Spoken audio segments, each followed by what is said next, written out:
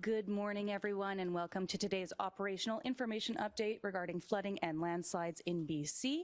This morning, we'll hear from Minister of Public Safety and Solicitor General Mike Farnworth, Minister of Transportation and Infrastructure Rob Fleming, and as always, we have technical experts from the Ministry of Transportation and Infrastructure and Environment and Climate Change Canada on Zoom. With that, I'll hand it over to Minister Farnworth.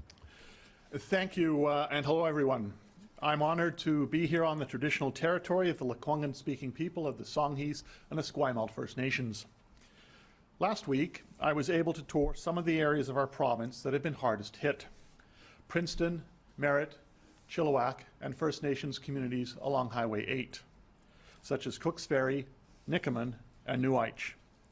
And I met with First Nations to view impacts to their communities along Highway 8, a highway corridor that has largely been swallowed by the Nicola River. I spoke with residents and crews and heard stories about the help that people need to recover. While we're making significant progress in our early recovery, there is still so much work to do to reopen our highways and get people back in their homes.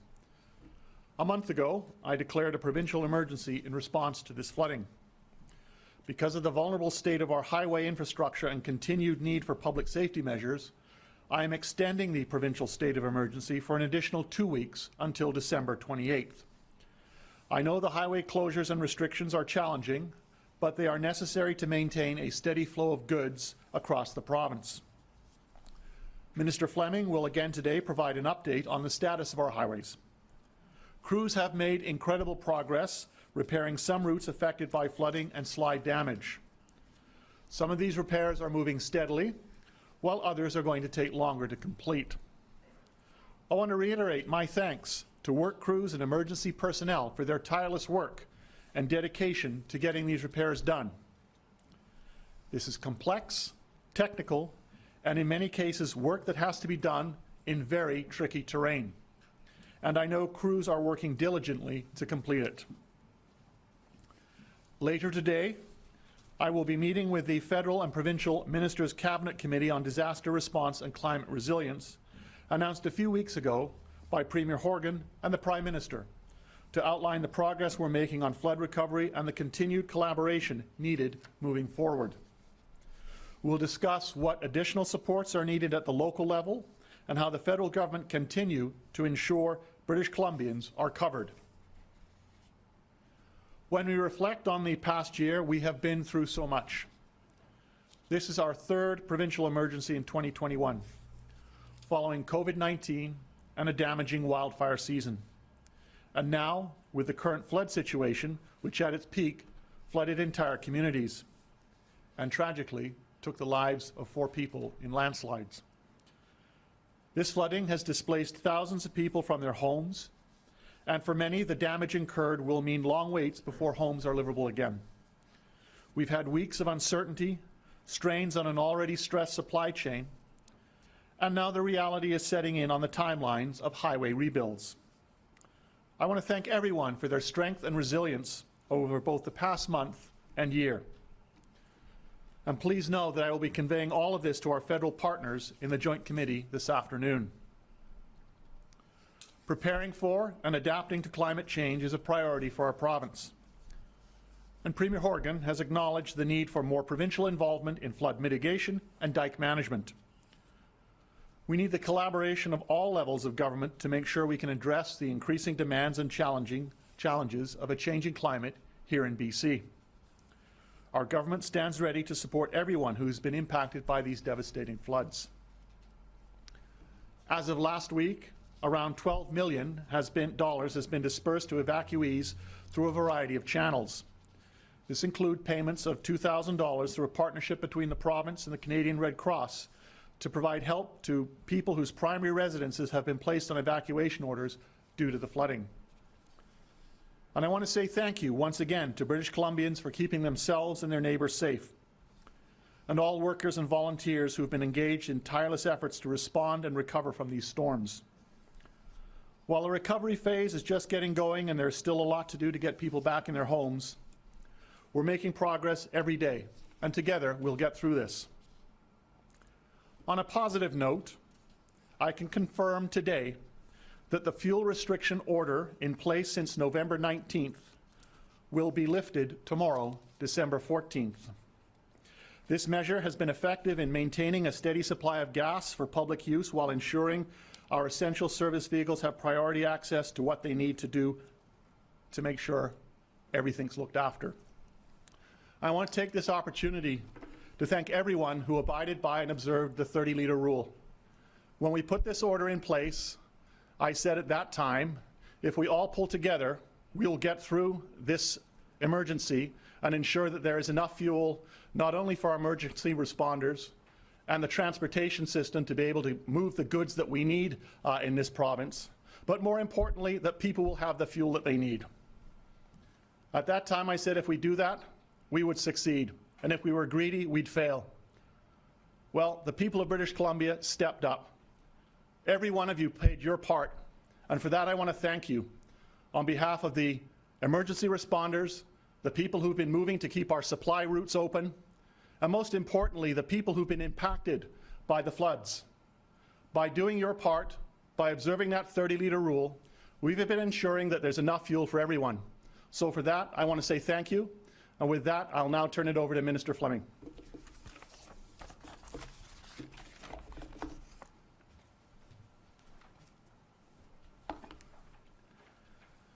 Thank you so much, Minister Farnworth, and good morning. I want to begin the Ministry of Transportation and Infrastructure briefing today by talking about the thousands of people who have worked relentlessly for a month now, helping first with emergency response, getting people safely off our roads who are confined, and now the recovery from the worst storms in the history of our province.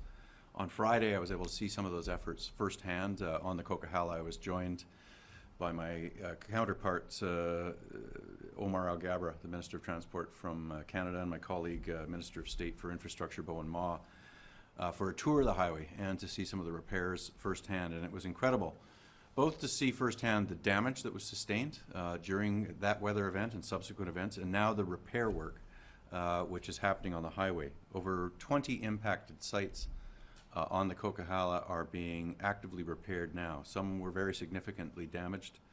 About 130 kilometers of the corridor, with intervals in between, of course, sustained damage to that highway. And the level of destruction from the first storm on November 14th was difficult to comprehend for all of us. And seeing it up close, it was unfathomable what was sustained there.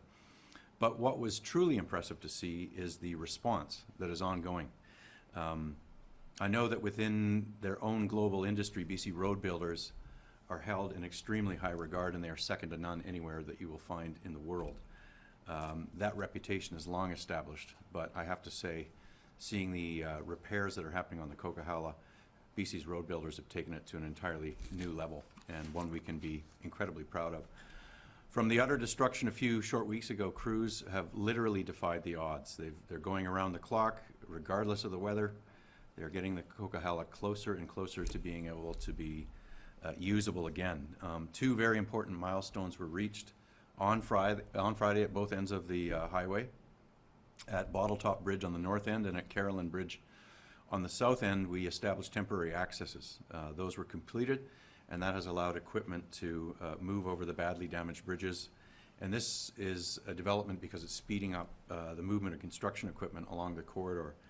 And in turn, as each site is repaired, all the workers and equipment are being redeployed to the next site, which is making repairs to the entire corridor that much quicker. I have to say that Coquihalla is alive with construction activity every waking hour. We have that to thank about 300 people who are now working with 200 pieces of heavy equipment along that corridor. And one thing I heard on Friday again and again is that people involved in repairing the Coquihalla take this very personally. It's a point of pride to be part of this important project to connect BC with the interior and indeed the rest of the country. This is from engineers to suppliers to construction firms to workers and their trade unions. All of them understand how important this corridor is to BC, to our economy and to our way of life. The one variable that is at play, of course, and that we can't control is the weather. And there were 2 feet of snow over the weekend on the Coquihalla, but I have to say the workers, again, did not miss a beat. We have to be mindful that weather events could still hamper work, especially when we start paving. Initially, we were hopeful the Coquihalla would be open to traffic, albeit with limitations because the repairs are temporary in nature, but we initially targeted that to be open by the end of January. Last week, we moved that target up a couple of weeks to early January. And now, thanks to the determination of crews who are going 24/7 at it in terms of the repair work, we expect to be able to open up even earlier than that date. I will have a full Coquihalla update on Wednesday describing the scope of repairs and a timeline for when that highway may be reopening to commercial traffic. Today it's too early to say, but 48 hours from now I will expect even more work to be accomplished. I was there 72 hours ago, and I know that today significant activity has happened over the weekend, and so day by day we're getting closer and closer to being able to advise the public on when the Coquihalla might be usable again for commercial trucks. And of course, part of that strategy is to reopen the number 3 to general travel. But for the time being, Highway 3 remains our only connection between the Lower Mainland and the interior, and our focus there continues to be on safety and performance. It's the lone corridor for semi-trailer trucks moving essential goods. We have about 3,000 trucks a day now on that highway, and it's vital that we support the safe movement of essential goods. That's why we've enhanced winter maintenance on the number 3 along the stretch between Hope and Princeton. We've added more signage. We've provided information to drivers directly to help combat drivers simply going too fast. We've also increased law enforcement presence with the RCMP and also with my ministry's commercial vehicle safety and enforcement branch officers. I can confirm that 116 speeding tickets have been issued along Highway 3 so far in December.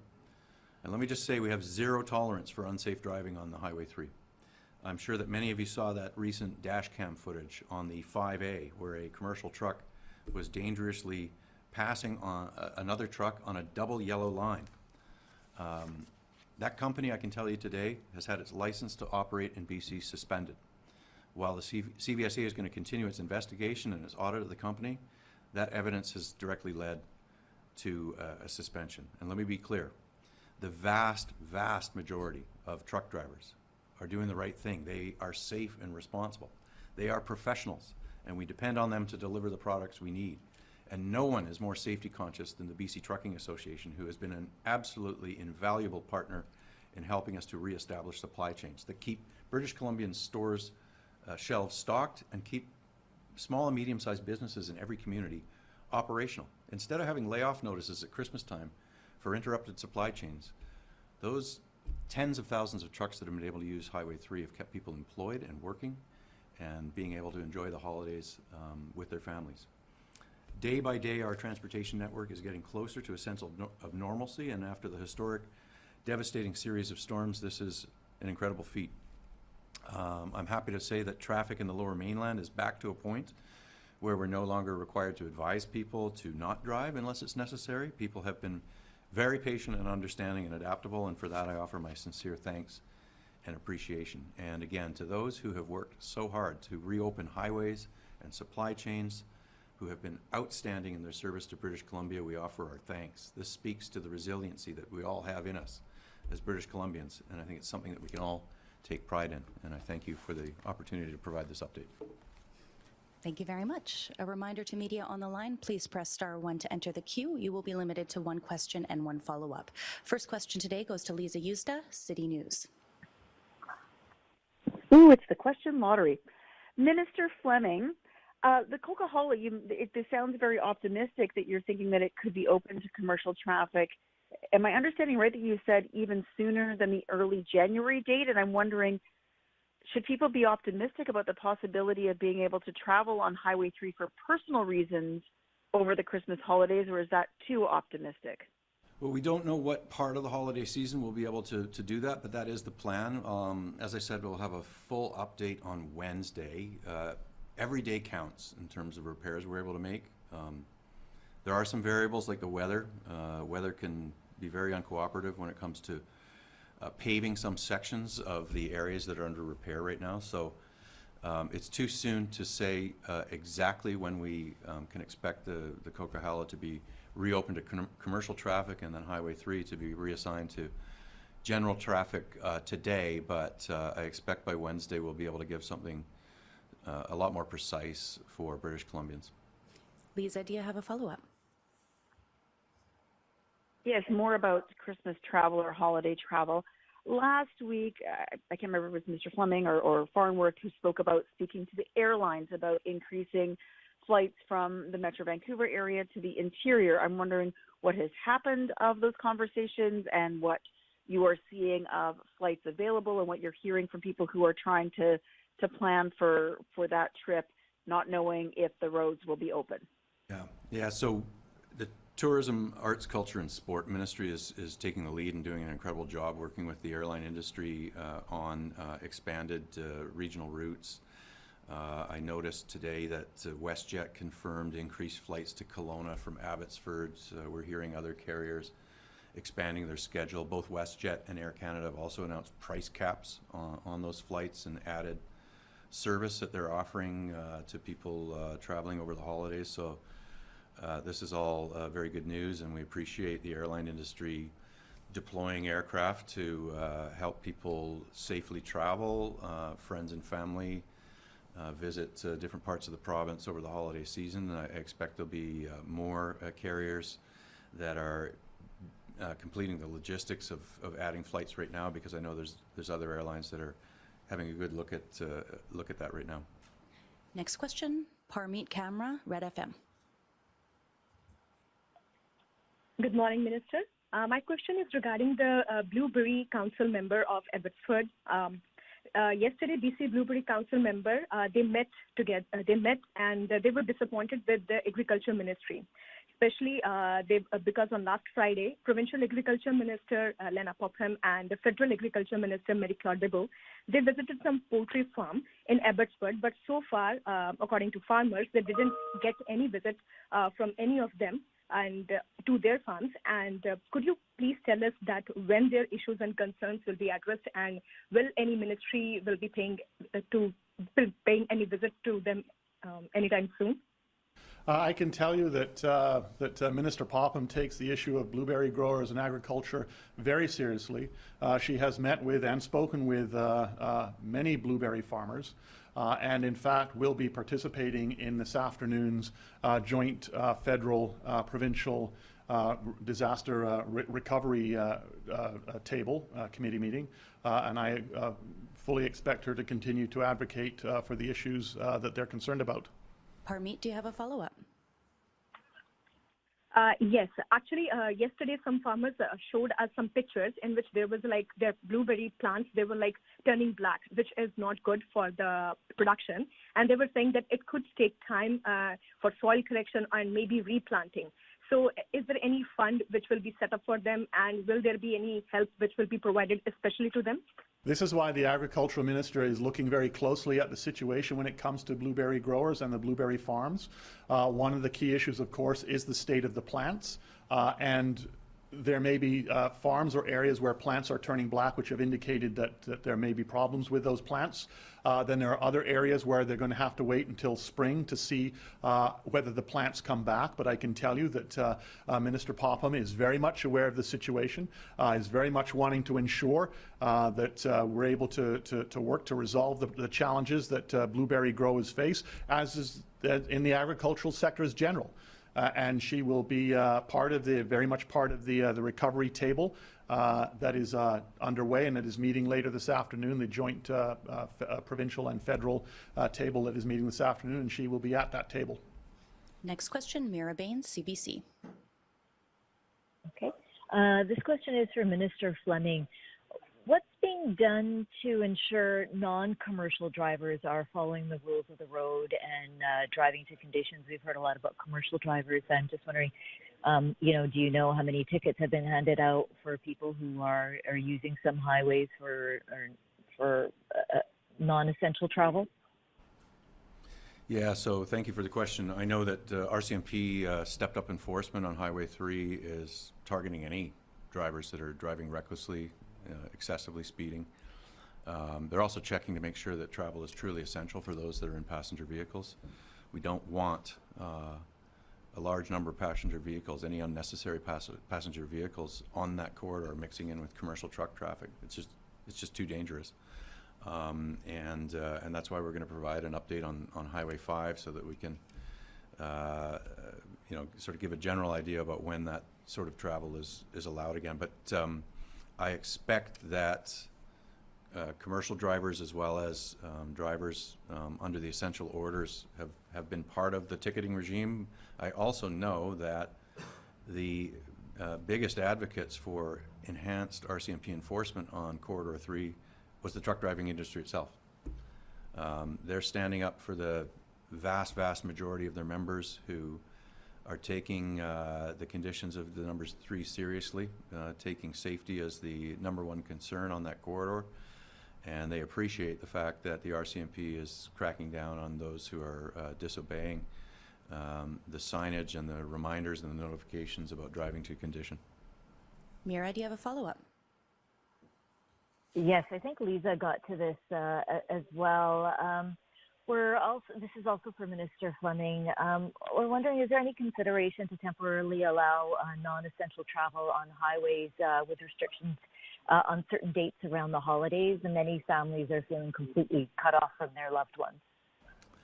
I completely understand that. It's very difficult to reestablish supply chains, disrupt them, reestablish them. So that's why our focus really is on getting the #5 and the #3, having 2 routes to the interior, having 2 national train carriers has been really important to getting at the backlog of goods that were in our ports.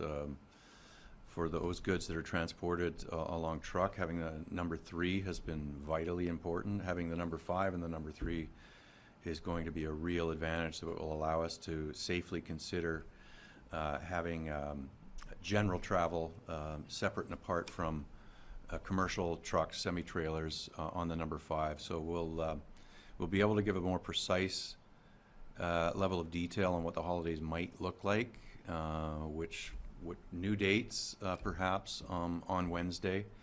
And that's all based, as I said earlier, on the progress that road builders and contractors and designers, engineers have been able to make on repairing the #5. Next question, Richard Zussman, Global News.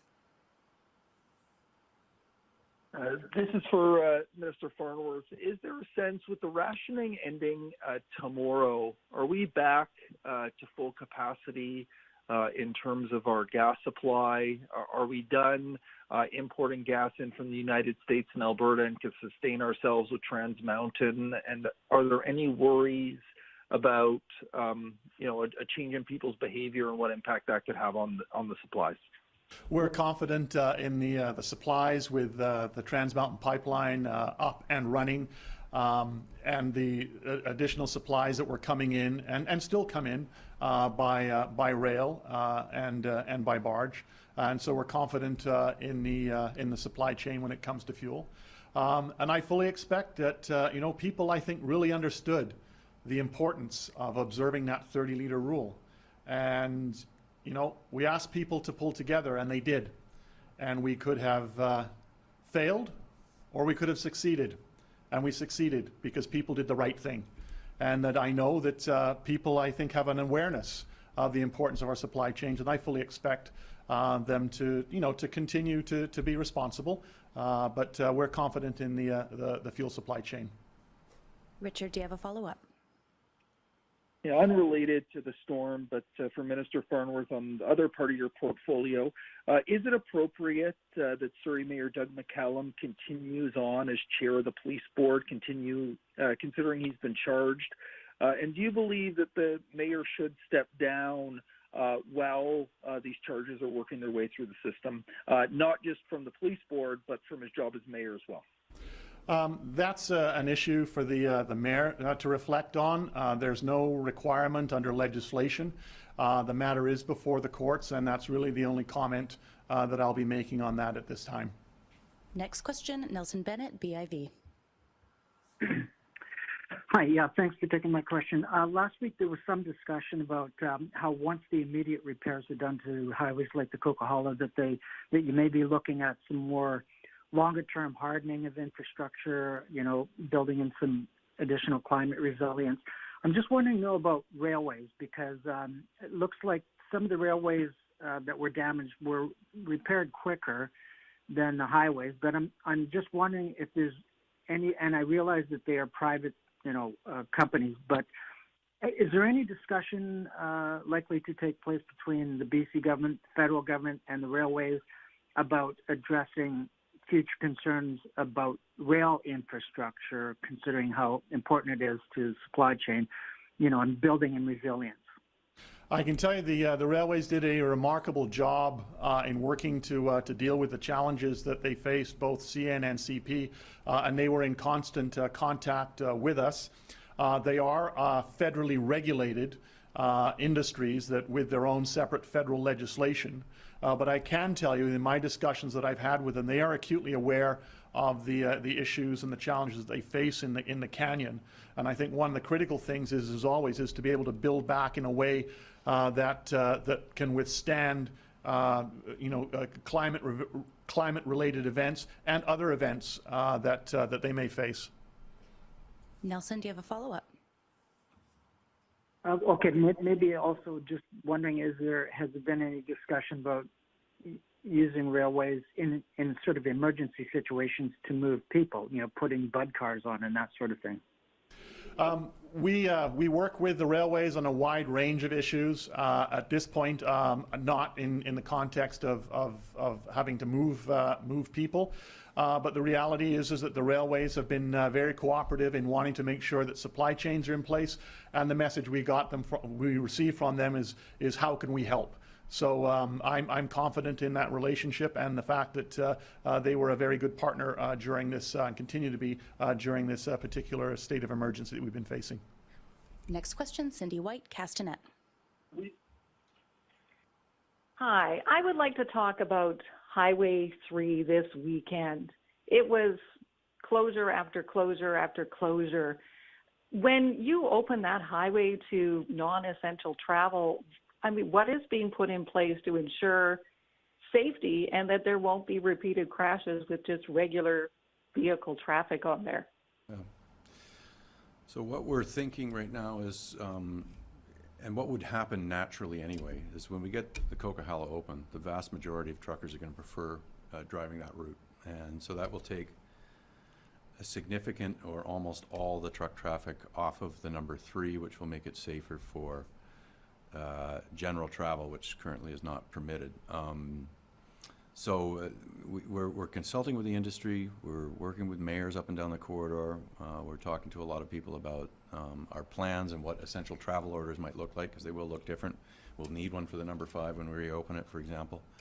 And we'll have to clarify the existing order on the number 3. So we'll have more to say about that in the days ahead, but suffice to say that the thinking around safety that you've indicated is precisely what is going on with our ministry and the industry right now. Cindy, do you have a follow-up? Yeah, and I just wanted to get back to that. You talked about trucking in the industry. I'm talking about regular vehicle traffic. If you open sometime during the holiday season, I can just see a whole rush of people heading up that highway, and I'm concerned about the safety of people over the holiday season who've never driven that route.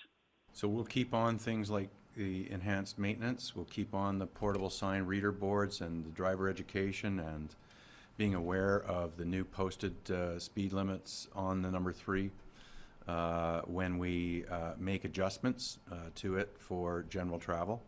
I suspect you're right. There will be a volume of holiday traffic there, but I also suspect that given what's happening with the health crisis and COVID-19, that people are taking provincial health advice, which is to stay home and stay local this winter period. Indoor winter gatherings are problematic right now, and I'll let Minister Dix and Dr. Henry speak to that, but we will keep on the existing enforcement and safety enhancements that we've been doing on that corridor. Thank you very much. That concludes today's update.